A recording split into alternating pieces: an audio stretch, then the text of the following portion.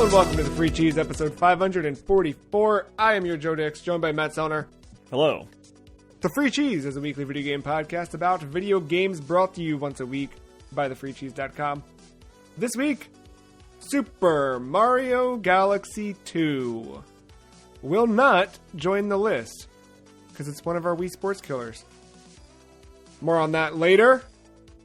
Matt, while we get started, I want to know, what is the best Mario power-up? And by best, I just mean favorite, because I think best there is an objective answer. I know.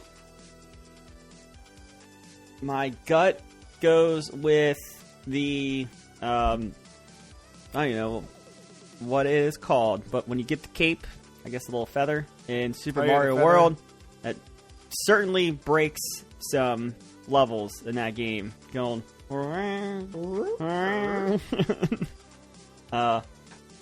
yeah, so...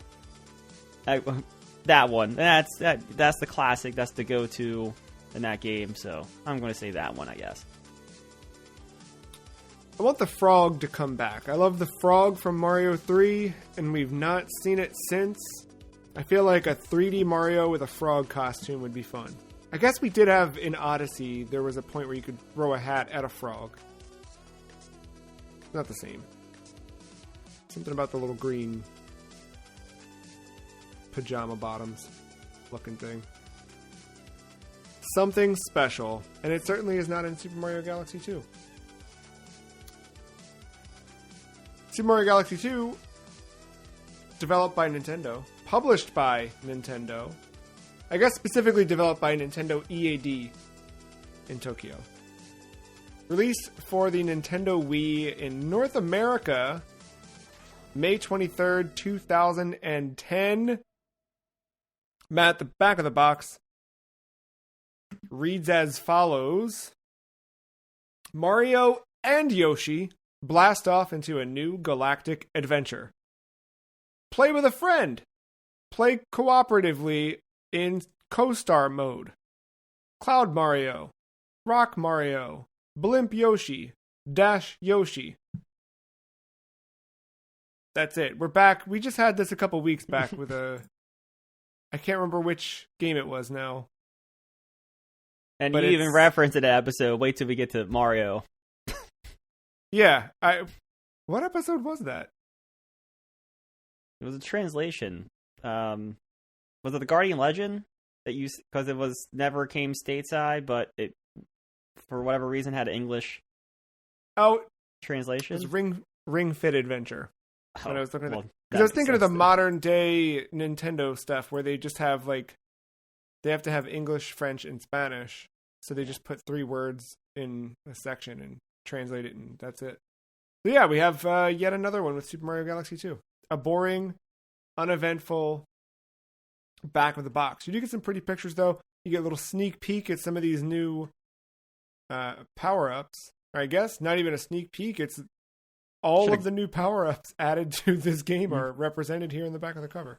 I should have grabbed my box. I forgot that I have this. Yeah, back of the box, not that exciting as they continue to be. What is exciting is Super Mario Galaxy 2 eventually getting added to the list. Matt, you not only nominated this for the list this year, but nominated it as one of the Wii Sports Killers. Why? It's the Eye of the Tiger? Yeah, it's the Eye of the Tiger. One, I kind of wanted to find another very, very good game on the Wii to kind of go head-to-head. Because I think we kind of assume Wii Sports kind of defines the Wii in a way. But there are, despite 90% of the shovelware, there are some very good games. I personally know Super Mario Galaxy 1 is, and this was a very good excuse to play Super Mario Galaxy 2. I had never played it, fun fact. But I've heard in ways it's better, so I kind of wanted to see for myself. And then just to kind of go with that matchup with Wii Sports, very easy to pick up, very hard to master. I feel like a good Mario game does that. It is easy to complete, but hard to complete. And yeah, I just, it's one of those I think Mario's a recognizable thing. If you say Mario, I think everyone can kind of wrap their head around a Mario game. Yeah, this is 3D. A lot of people think 2D, but yeah, it's a Mario game. And I think on a personal level, I've always liked the Galaxy 1, I should say. I've always liked Galaxy 1 as my favorite of the 3D Marios, so I figured this is the one to try to do it with.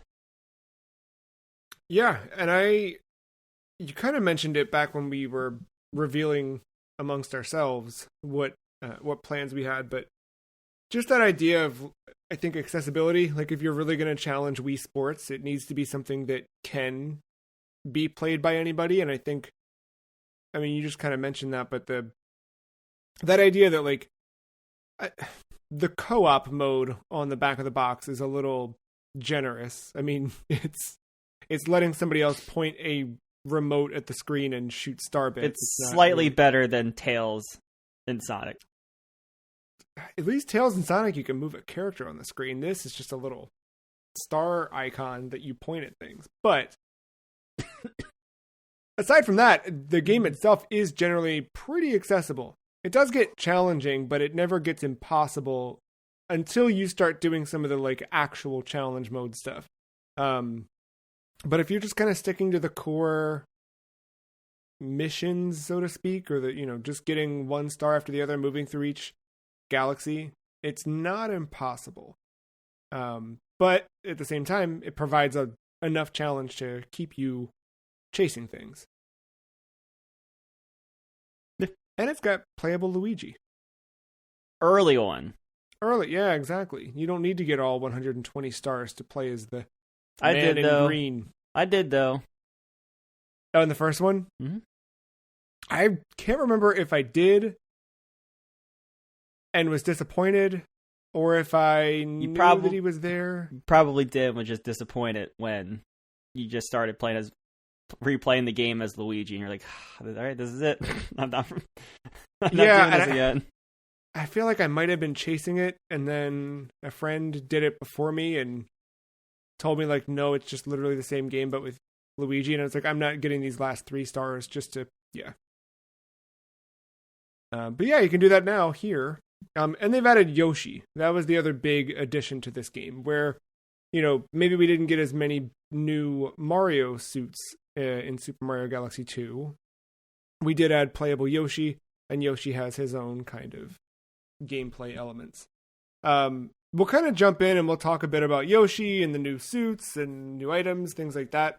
But I guess at first, is there anything that stands out to you level-wise? Are there any stages that you've played through that have really been like, this one's particularly cool? I'll guess I was gonna more say that it's weird to come to this one from Galaxy 1 in the way that the worlds are laid out. In Galaxy 1, it's very much Mario 64, jump into the painting. There's like a selection of like multiple, 5 to 8 star selections, and you kind of go into the world. It changes some, it guides you in different ways depending on which star you pick, but it's generally the same world. In this one, or in Galaxy 1, it's the same idea. It's one planet, multiple stars. If I remember right, like each Galaxy hub, like the worlds were similar, I think, or it had similar theming. Or am I wrong there? This is where I have to go back. I'm planning to go back to, by the way, but yeah, I don't remember. Yeah, because we're doing this in a 2-part episode, there's some stuff, this episode we're going to talk a bit about the game itself. Next episode we'll talk more about how it compares in the grand scheme of things. But yeah, no, and this one is very I would say Super Mario World or Mario 3-esque, where it's like kind of stage to stage, and each stage, I think the max amount of stars I've seen in a stage is 4, but that's like a hidden, like one of them is like a hidden if you have collect enough gems in a level, or star bits or coins. And then maybe the 4th one's even like one of those comet what's the term? The prankster comet. Yeah. Stars. So like there's like 2 legitimate levels, this one weird collectible, and then like this like remix, which is again they don't even necessarily use the world in the same way. They might just use a section of it, or like this off, this like mini planet that's off in this world. One small challenge piece. Yeah, so like just in that alone, that was like the first thing that's kind of stood out. I was expecting more of the same from 1, where you kind of go into these hub, you get enough stars to unlock like in a telescope, right? Don't you shoot out of it or something like that into the world? Yeah. I was expecting more of the same there, but no, different. Yeah, and it like the first game you were working closely with Rosalina to do all of that. Like Rosalina so far has not appeared for me. Nope. No, you're more ahead of me by I'm not gonna say significant, but enough for sure. And no, was it Luma? Luma's around. Luma's there, and then you've got who's the big purple one that's like Patrick? Who? Patrick the Starfish. No, no, I don't know. I can't remember his name. Yeah, I don't remember, but everything he says makes me want to die. Just all the like every time you walk into like you're just standing there like trying to pick a level, and he's just making weird noises in your ear, like a sad Pikachu. Lubba is his name. Oh, okay. Yeah. He just hangs out on Starship Mario and helps Love you. That. He's the one that says, "Hey, take a break. Do this, do that." The interesting thing with this one, so Starship Mario, that is kind of, to your point, like you are using an overworld map to get to places, but it's all kind of like driven by this representation of a ship in the form of Mario's head, which in my recollection was in Super Mario Galaxy 1 as well, but it is not. It is just in 2. Huh. I know. Because the first game had the Comet Observatory, which is where you would go with the telescope and you'd find the galaxies and all that stuff. This one, it's all right built onto the ship. And the neat thing is, like, the further you get into the game, the more things get added to Starship Mario. Yoshi will appear once you get your first Yoshi unlock. More little bunnies and Lumas and Captain Toad shows up. Captain Toad shows up, which Captain Toad I remembered from Captain Toad, not only the spin-off, but the Super Mario 3D World. I completely forgot that Captain Toad was in these earlier games. I mean, he was called the Toad Brigade Captain in this, but yeah, I guess he made his first appearance in Super Mario Galaxy. Yeah. No, I don't remember him in anything else earlier. No, but I didn't even remember him in 2 from when I played 2 way back when. One of the first ones that I thought stood out to me as like, because I'll be honest, jumping into this for the first time, I was kind of playing through it and I was like, how is this better than 1? Because this is the 1. Like everyone always says, like, this is so much better than 1. And I'm like, how? Like, nothing against it, but like, okay, it's a faster opening, I think, to like get to actual gameplay. Because the first game, you're kind of like to wait and go through the whole star show and all that. I played that recently enough when it came to Switch that I remembered like it being kind of a drag. And the first like little bits of places in this, I was kind of like not upset by it, but just sort of like, okay. I was kind of making my mind up early.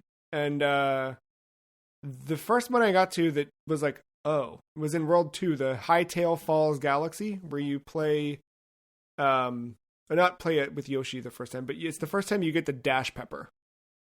Yeah, okay. And doing that whole bit, it was like, maybe the rest of them just weren't like super challenging, and this was the first. Something about that level, though, I was just immediately like, hey, something's here. Like this feels, I don't know, fun in a way I didn't expect. And then like kind of like from that, I think through the end of the second world, you end up like gradually learning new gameplay elements and having to adopt new techniques. But they're all done so intuitively. Even up through the final fight in World 2, when you fight Bowser, there's the part where, like, you get in to fight him, and that's the first time you do the spheres that lift up off the ground that you have to kick at him. But, like, it all just kind of happens. There's no, like, stop, tutorial window, jump on the sphere. Like, it just happens. You just are meant to know to do it, and it worked. And, like, I don't know. I was very impressed with that from a game design perspective. I feel like, and then, I don't know, once that kind of clicked with me, I kept noticing it just as I'd play through the game with different stages or returning to older ones. Like, there's just so much that's like, can I do, oh yeah, okay, perfect, that worked. It was like a bit of what we had with, like, I don't know, Tears of the Kingdom puzzle solving, right? Where it's just like this natural, like, your brain already knows what to do. It's just a matter of following through the actions, but you're still challenged in a way. Like, it's not just playing itself for you. It's not, but it's also not treating you like an idiot. So I appreciated that one. Was there any other level early on or anything else where it clicked for you? I would say the one you mentioned specifically, I moved away from the what was the name? Hightail Falls. Yeah. That was the first one I started yelling on TV. So there you go. Yeah. That was the challenge I come. I don't know, nothing really jumps out. I am a sucker for a good Boo, a haunted house level, a Boo level. So that one, is it in World 2 or World 3, early one? 3 with Haunted Halls. Yeah. And so that was a good one. I like the platforming. I like the again, the Boos have always acted the same way. If you look at them, they stay still, but as soon as you move away, they chase you. I like some of the platforming. I like the enemies that like eat the carpet and it disappears and like it falls through. That was like a challenge. Like again, intuitive is like, all right, starts with 1, easy to dodge. 2, okay, there's a jump, and then there's like 2 or 3 in this one area, and they're in a pattern. You just have to kind of wait out the pattern, but you can't wait too long because the Boos are chasing you, so it adds like some angst to it. Yeah, there's a push pull to it. Yeah, so but yeah, I'm a sucker for one of those levels. Yeah, that's Haunty Halls was the second one I'd written down after Hightail Falls. That was just like, I think the Bulbberry, like getting to do that for the first time was exciting. Just a neat challenge. And one that, like, by learning it there, when it happens again and you use the Bulbberry in later stages, it's like, I felt myself the second time getting the Bulbberry immediately like looking for ways to jump outside of the normal path and find hidden paths and secrets throughout the world. Just more confident with that stuff. Flipsville Galaxy is another one I had jotted down. This one is the one where as you jump, you're kind of like thrown, like gravity shifts depending on where you're standing or whatever. And then there's one, I think this one is, it's the first one in World 5. It's called Space Storm Galaxy. This one has a lot of pool stars, which I forgot about entirely, but they were first in Mario Galaxy 1, but these are the ones for listeners who remember or don't. They're the small blue stars, and you kind of point and hold A to pull Mario toward it, and you can kind of like, you can approach them a couple different ways. Like you can kind of like click, click, click, click, click, and zip Mario right across. You can slingshot yourself in different ways. You can hold on and kind of center yourself onto the mini star as well. Yeah, that, and just kind of like gather yourself for a second. And then you already kind of mentioned it, but the prankster comets are something that were kind of neat. They were in the first game as well, but the first game they were like limited. Oh, okay. I thought they were new here. I need for sure. Got to go back and play 1 now. I was going to, but yeah. I definitely want to play them. But yeah, in the first game, they were like things that would pop up, and you kind of had to address them, or they were gone. Or they might come up again, but they were more like, random events. They weren't like this. It becomes as you go through the stage, there are hidden comet medals, and as you collect the comet medals, I don't know, I forget which point it is in Mario Galaxy 2, like when it happens, but something happens where suddenly prankster comets start appearing. And at that point, as long as you have the comet medal for the corresponding stage, a comet may appear, and then you run back and do the challenge. So far, the bulk of the ones I've done have been speed runs, where you just need to replay through that stage and get to you're kind of just replaying the mission just within a time limit. But I've also done one where it's like, hey, Mario only has a single health point. You have to survive. Sometimes that's replaying the same thing. Sometimes it's a different kind of thing, just thematically in the same world or whatever. But all in all, those are fun challenges. Those are the ones where I've definitely found myself like, okay, 5 more tries and I'm done. Because they get really, really frustrating depending on them. But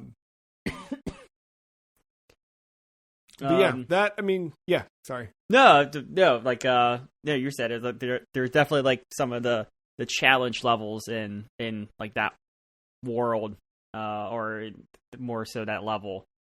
I think I've run into one that has like killed multiple enemies within a time limit as well. Are these the ones where what's it? The clone Marios or the Black Marios? Dark Mario, if you want to go Zelda. Shadow Mario. Yeah. Those, they're not always in prank. I feel like I've had them in some of the I've had them. I have seen them outside of the prankster, but I feel like I've had to race some in pranksters as well. Yeah, usually it's any of the like star challenges that involve collecting the silver stars in a finite space. That's where I tend to run into the Shadow Mario. I don't even know what to call them, but yeah.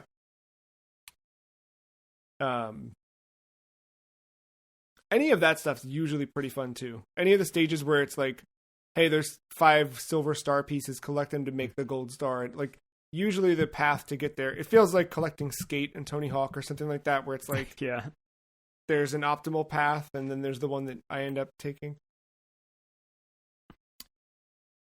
It's time to talk about Yoshi, I think. Okay. So Yoshi's not in the first one. I believe this was the first game since World to have Yoshi in it in the fashion that he's here. As an accessory. Correct. Like, where Mario can jump on his back, punch him in the head to make him eat stuff. Yoshi. You're not protecting Mario as Yoshi. And Mario's not crying. And the art style is not bad. Credit where it's due. I like the crayon aesthetic, but not a fun time. No, but this was the first one where it's like Mario's jumping on Yoshi and using Yoshi to platform, and you can use him for, weird tricks or just normal platforming stuff, etc. Star bit converter. Right. Eats the enemy, shits out star bits. Love that. Yeah.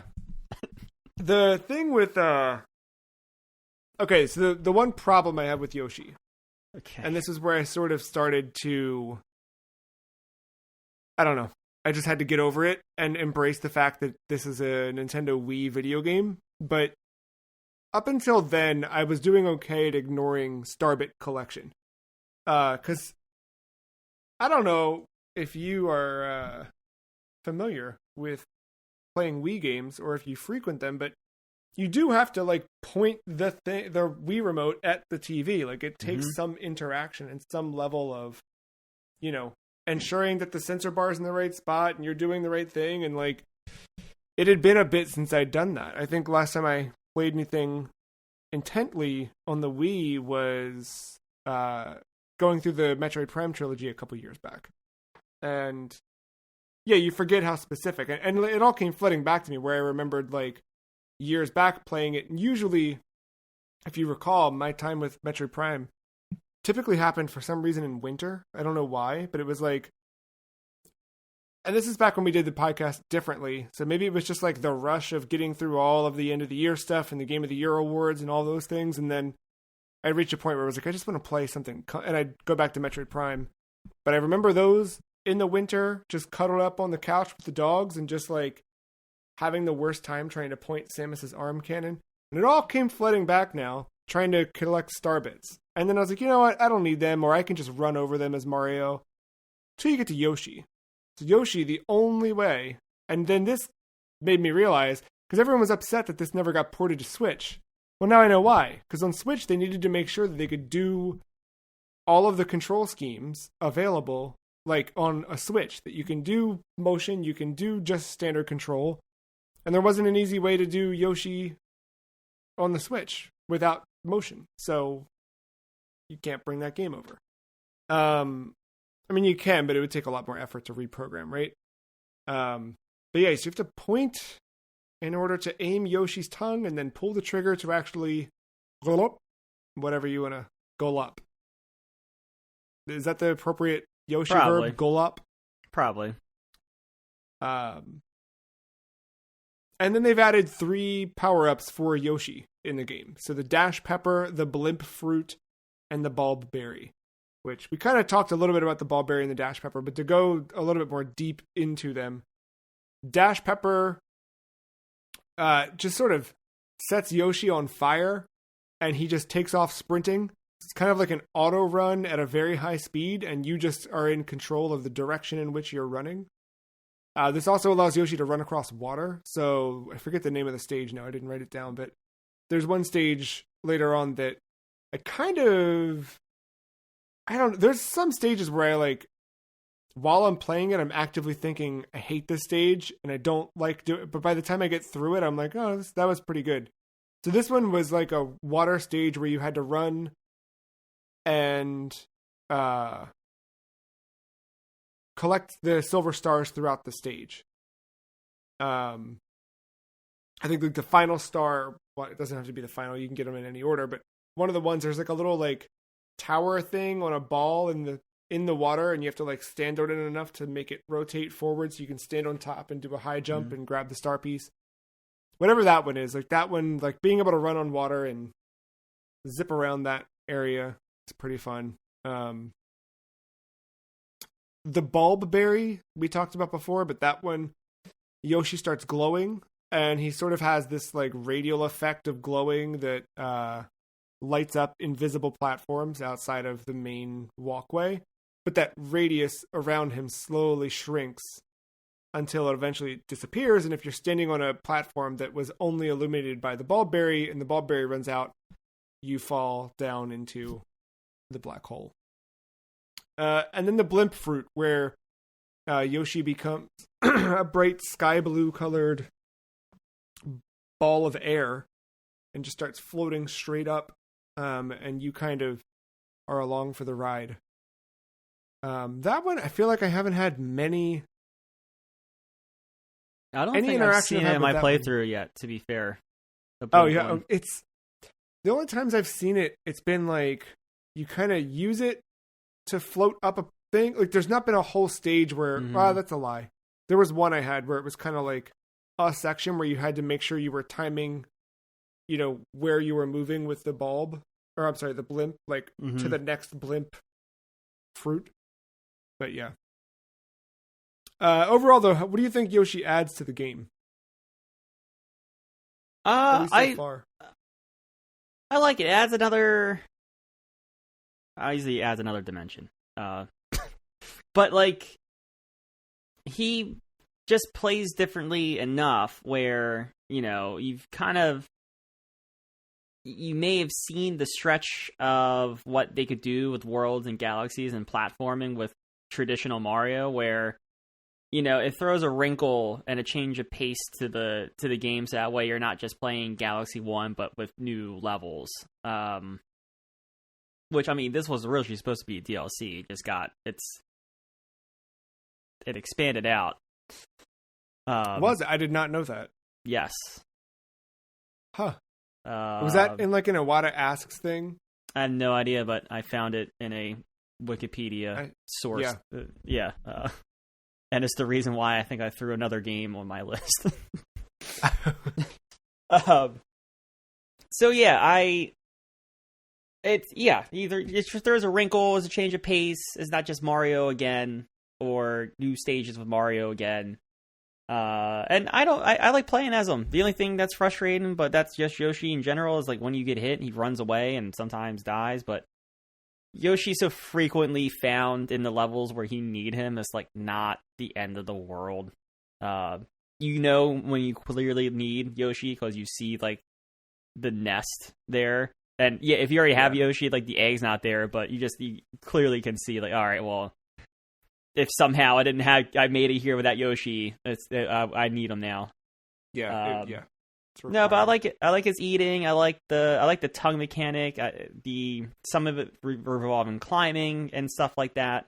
It's a little wrinkle to gameplay that's already been kind of, the proof of concept's already been out there and it's good. So change it up. To like counter myself from earlier, my initial like rejection of the Wii control and that kind of like reluctance to Yoshi forcing me to engage with the Wii control and sit up properly and play it like a human being, it is a much more immersive experience. Like you do, and I ended up like in stages without Yoshi. Now I'm more naturally using the cursor and picking up star bits, shooting star bits at certain enemies so that I can quickly just kick them, and rather than having to like jump or spin or anything like that.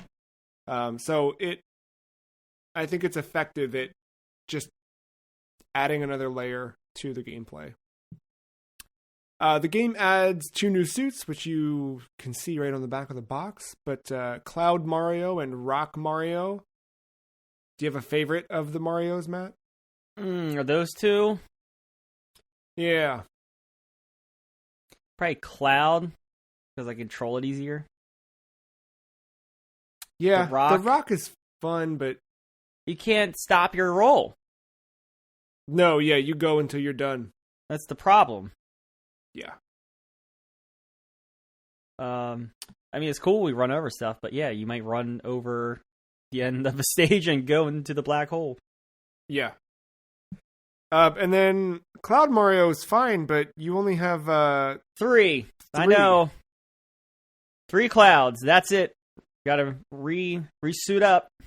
It'd be nice if, like, the bottom one disappeared. I know. That'd be cool. Added it back. Sure would be.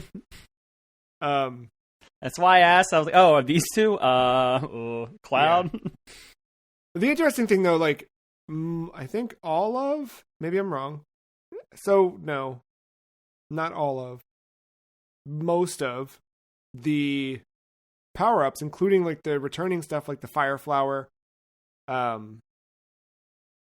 but, these are activated by shaking the Wii remote, which is a super natural reaction that you, like...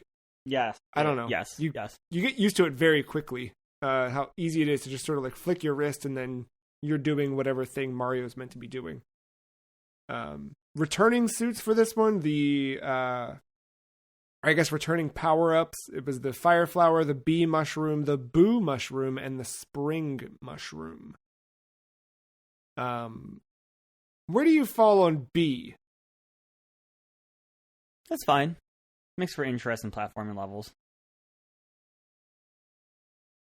Yeah, I need like a tiny bit more flying meter would be nice. That's a challenge. Yeah. And the water, man, it's like such a immediate, just nope, no forgiveness, you're done. Yeah. You are no longer a bee.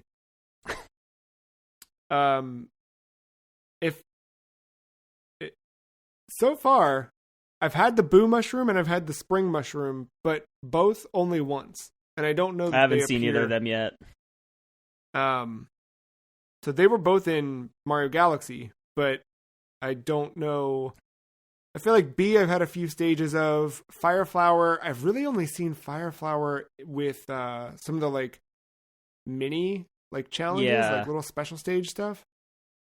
And to that point, like I think even the Cloud and the Rock I've had pretty sparingly. Like, and to the game's credit, I think there's a nice variety of gameplay as you go through. Like there's tons of different challenges. I don't think one level is entirely like the last. There's enough difference between them.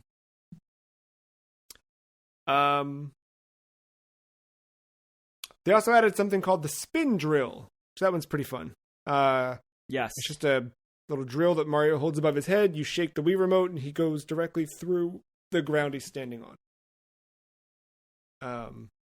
It makes for some interesting puzzles on a world that is, you know, for some whatever reason, you can't just walk across the world or something separating you from both sides, like an equator-like barrier there. So that way, but the drill lets you go through the core, drill through the core to the exact opposite side. Interesting way to find like hidden little things. I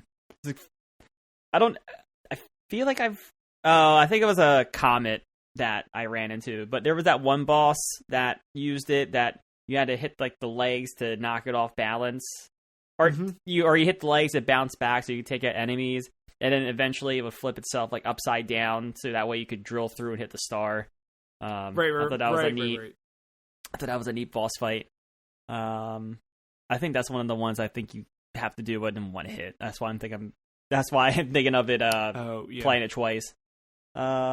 Yeah, no, I like that drill. It's not a suit, but it's like a power up. Yeah, it's just like a thing you grab and use it, and then you throw it away whenever you touch a star or anything else. Yeah.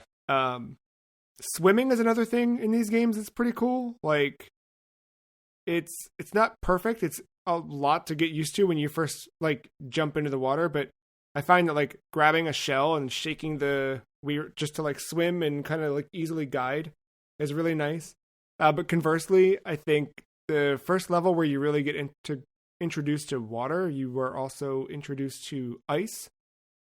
So freezing that and ice skating is just a ton of fun. And I don't know that I need a figure skating video game, but like something that incorporates that just fluid motion. I don't know what the purpose would be. Maybe The Last of Us 3, just have a whole like mini game in the winter where you need to ice skate through a thing, and I don't know. Somebody else can think of. Yeah, but that's a given, right? I want it to be like a subtle, like optional thing that, yeah. That and then the sliding sections in this game really stand out. Just like being able to like set Mario on a course and then you're just steering his butt as he like sort of luges his way through a stage. Oh, I didn't realize we get to talk about back-to-back luging levels. Were there back-to-back? No, next week. Sorry, I'm previewing the game for next week. Oh, yes. Stay tuned. Yeah, certainly works here. Yes. Yeah, it's a little bit different. I kind of want to talk about visuals in the game. I think the game looks good. It's weird playing it in 2024 because I'm playing my Virtual Console copy through Wii U, so it's like not perfect. Yeah, that's my issue. I think it will look fine, if technology kind of stayed still today, but it's a little tough. It's a little tough on an HD console. It's like just like, some weird aliasing and things like that around the edges of the characters. And there's like moments where I'm like, there's in fairness, like in motion as you're playing it, you really don't notice any of it. It looks great. It's still, it runs smooth. It feels right. It's just those like moments when you're like back with a little like catcher guy and you're talking to him and you're like, oh, you could be perfectly round and plump, but you're just not. You've got little jagged edges all over the place. I don't know. Maybe at some point I do still have a CRT and I still have the Wii. I could go that route just to check it. And I've accepted my fate. I think I'm with you. I don't think it's fully necessary. And to be fair, I didn't really put Mario Galaxy 2. I did not come at bat with this game with visuals necessarily in the forefront of my mind. No, me neither. But it is something like, it's noticeable, but at the same time, like, I think the design work they did just to like make everything feel so unique, one after the other. Of course, you still have a lot of the same like enemies that are tried and true Mario staples, but there's also like a ton of boss characters and mini boss characters who are all brand new to maybe not Galaxy 2, but the world of Galaxy. There's just nothing that's, I don't think so far stood out as like, ooh, that's not a Mario thing. There's been a few, and I can't remember which ones. There's been a few where I'm like, that kind of feels like a Sonic enemy. Like some of the flip bugs and those sorts of things. Like there's something with the eyes that just kind of seem like they could be Sonic enemies, but I don't know. Generally, everything kind of like fits in place and feels right at home.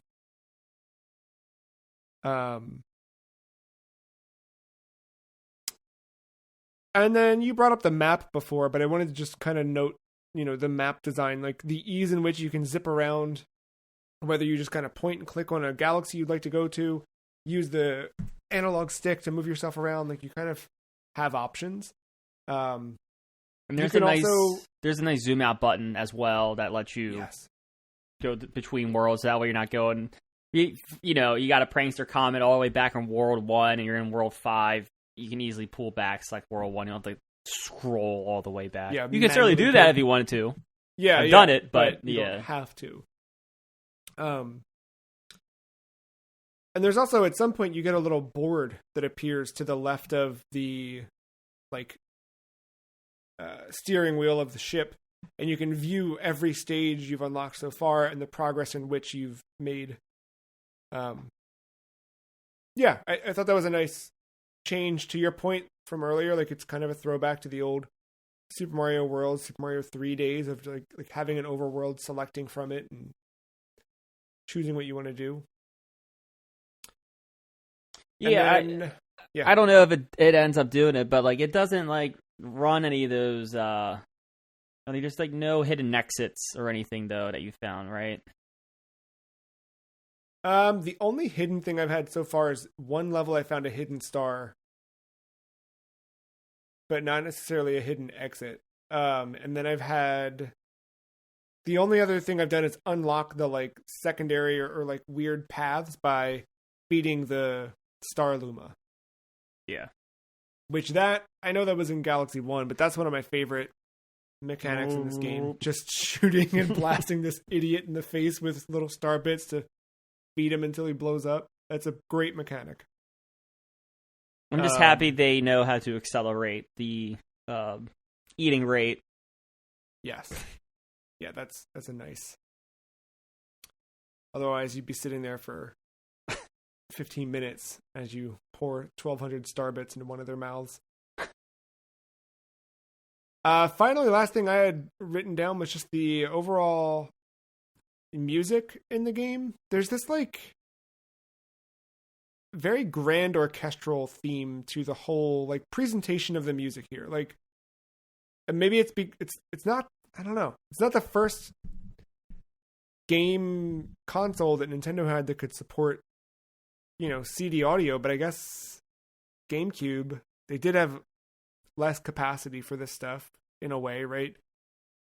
I don't know, it just felt like they were finally taking advantage of what can we do with sound? Oh, we can go all out with sound. So let's reimagine what Mario can be with these big. There's like these sounds now that are like very clearly just scores and different music themes and stuff.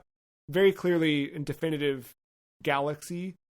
So to that point, like there's nothing like specific I can think of right now that is just a Galaxy 2 thing that may not have been in Galaxy 1, but there's enough things like, you know, little subtle cues, little changes when you pick up the Dash Pepper, when you pick up one of the little rainbow, I forget what they're called.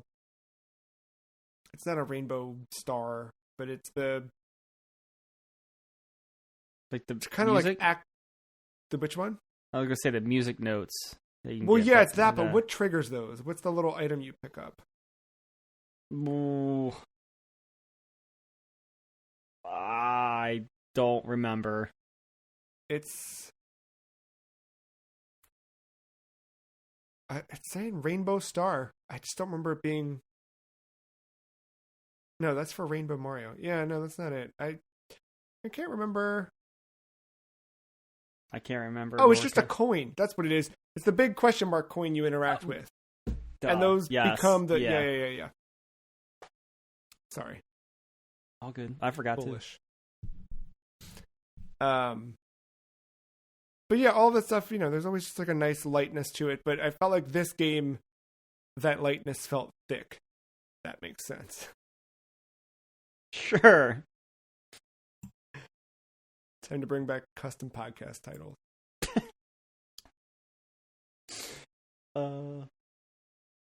Anything from your first playthrough or first, you know, sessions with the game as we led up to this episode?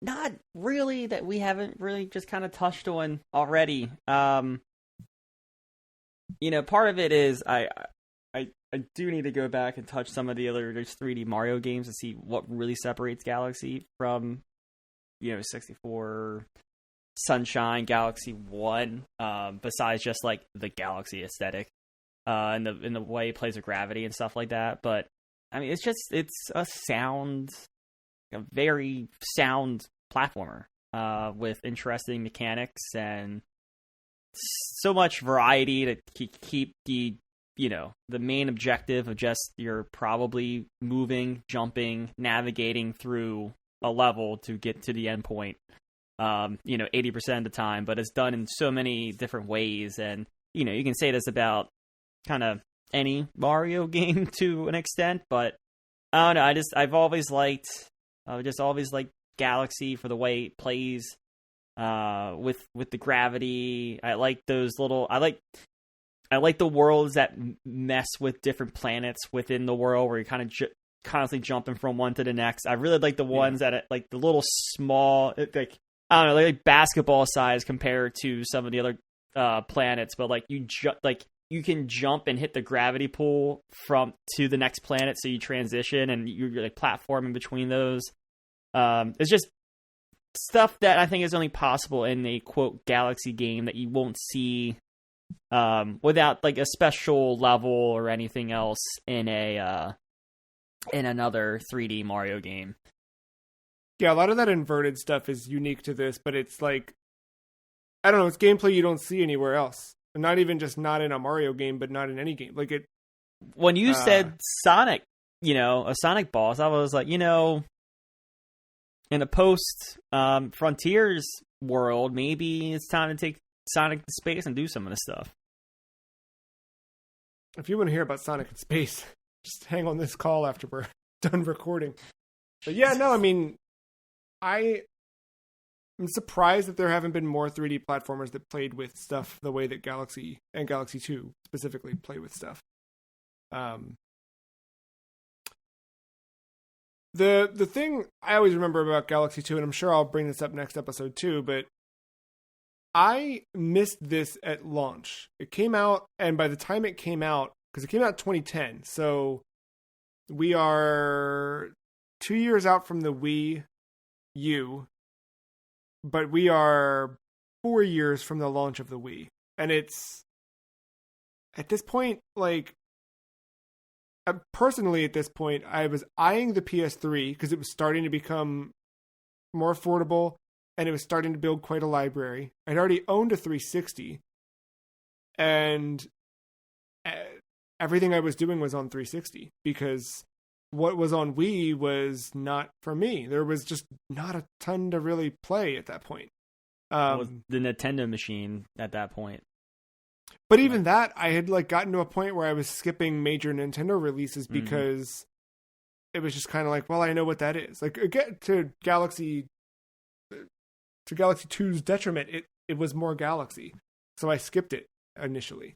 Donkey Kong Country Returns, I liked those SNES games fine, but it wasn't like enough to pull me back in initially. But once the rumors started for Project Cafe, which would have been like spring of 2011, and that was, of course, later revealed to be the Wii U, I was like, what did I miss? So I went and I picked up Metroid Other M for $15. I picked up Galaxy 2 for $50 because it was definitely still full price.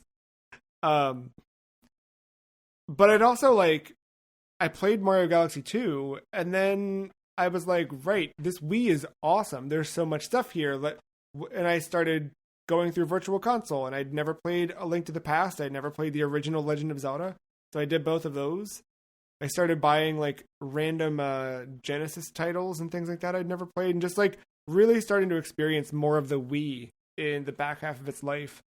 Thanks to it was really thanks to the Wii 2 rumors starting up and reminding me that Nintendo can be exciting, but that kind of made me look, and the first thing that popped up was oh, of course, Mario Galaxy 2. Because I think I'd kind of fallen off after Smash Brawl maybe, and there were a couple other small things, but there just didn't feel like there were, I think we were all waiting on the next Zelda. We were waiting on all these little things, and Galaxy 2 wasn't there. Metroid Other M got really bad reviews, so I'd skipped it initially, but of course I ended up loving it. But Mario Galaxy 2, I don't know, stands out.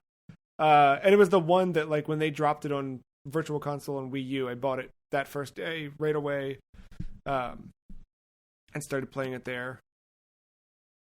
So yeah, I'm excited that we are adding it to the list. So yeah, next time we'll talk more about the finished game. We'll talk more about, the hidden worlds, if there are any. We'll talk about, I don't know, just kind of more of the legacy of the game, and our final thoughts and feelings. We'll, of course, put our stamp on it review-wise. But we're going to take a look at how this compares to, like Matt said, 64, Sunshine. Have you played Sunshine before? Enough that to not face. like it. Okay, yeah, the face tells me you did, and it was not a good time. Yeah, so we'll talk about that one a little bit. But also Mario Odyssey, we'll talk 3D World, playing this game honestly made me want to go back to the 3DS, 3D Land a whole bunch. There's just something core to that. Though the way the worlds are set up and the way the main thing, it reminded me, I didn't play 3D Land on DS. I played 3D World. I started playing it on Switch when it got the re-release. Yeah. It very much has that. I think 3D Land had a lot of the flip switch stuff too. Mm-hmm. That felt like a familiar mechanic. Because I think 3D Land was meant to be a port of Galaxy to the 3DS initially.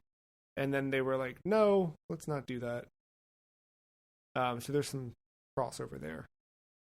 But yeah, we'll look at how Super Mario Galaxy 2 compares to other games in the list. And wrap up our talk on Galaxy 2. So that'll be episode 574. And if you're listening to this in the far future, just go listen to 574.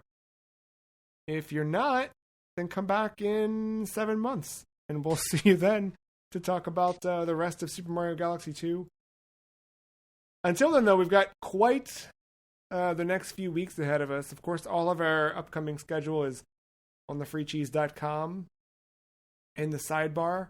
But for you here, listener, we'll let you in on a little secret. Next week, episode 545, going back to the PlayStation Vita to get another level of loose with gravity in Gravity Rush. Until then, thank you, Matt.